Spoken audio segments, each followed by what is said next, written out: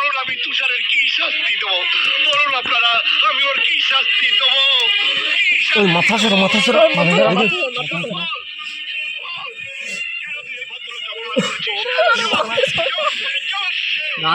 দেখতে দে না। তুমি জবাব দিতে পারবে বাবা? আমার দুটো চোখ ছেড়ে থাকে, এই বয়সে তোমাকে কেন ঠেলা ঠেলতে হয়? কি করে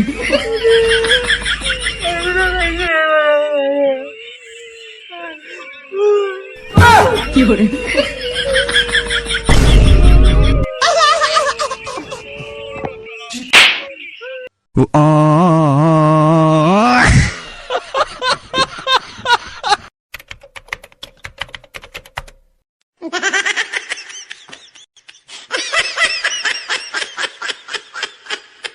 কি করে